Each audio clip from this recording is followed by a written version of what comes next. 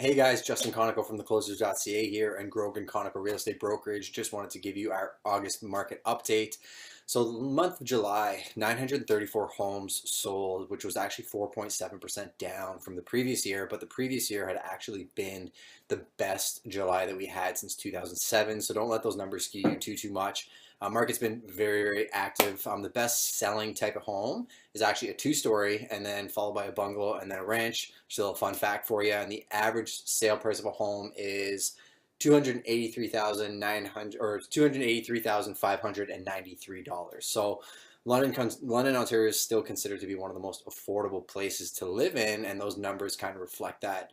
Another thing we just wanted to bring up is a small little legal brief pertaining to investment property. We read an article recently about how a lot of people trying to document occupancy in investment properties, thinking that if they send their address or their driver's license to a certain address that they can get away with that as far as a capital gains tax exemption when it comes time to sell the property.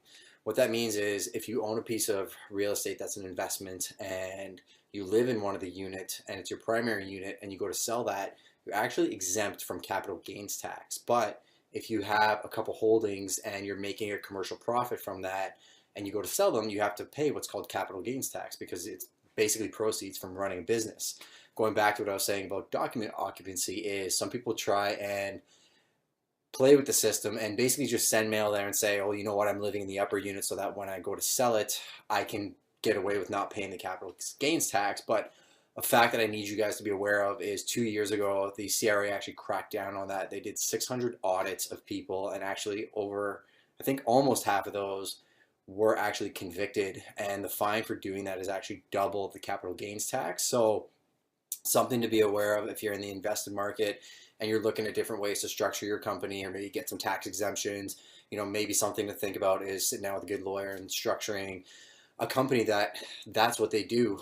That's what the company does, and you can put the money back into the company and save your money taxes that way. There's a lot of different ways to skin that cat. Let us know. We actually have some really good professionals that can guide you along. As far as that's concerned, we could sell you guys the property and then we could set you up with the right people to make sure that you're getting all the exemptions you should get and paying, the proper amount of tax versus not overpaying your taxes as well. So if you guys have any questions, we're always here, 519-860-6547 or info@theclosers.ca. Take care.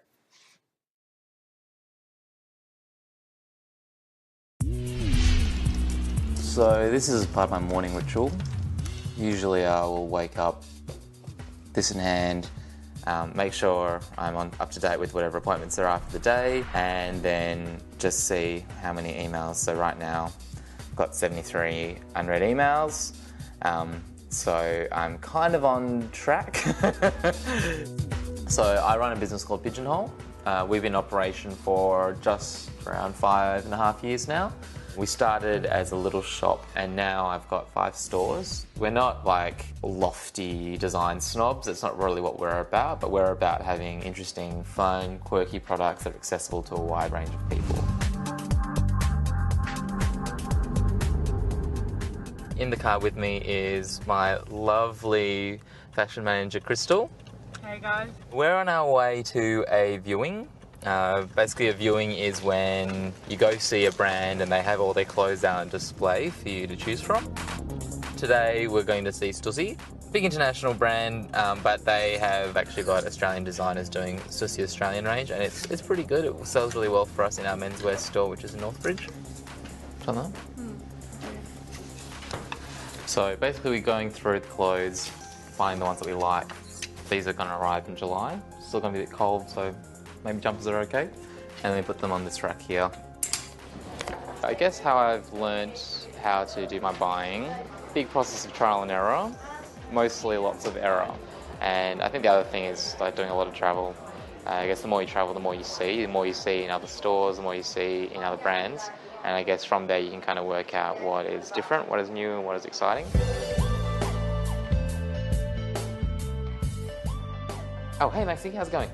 We're trying to negotiate a lease, a short-term lease. They potentially are going to offer us something extremely good deal if I moved in tomorrow. I think it's after tomorrow. So, but we're in negotiation because I think that's a bit hard for us to do, and also we might want to have potentially a longer period of time than what they were offering. We don't have to move in straight away, but basically he's like,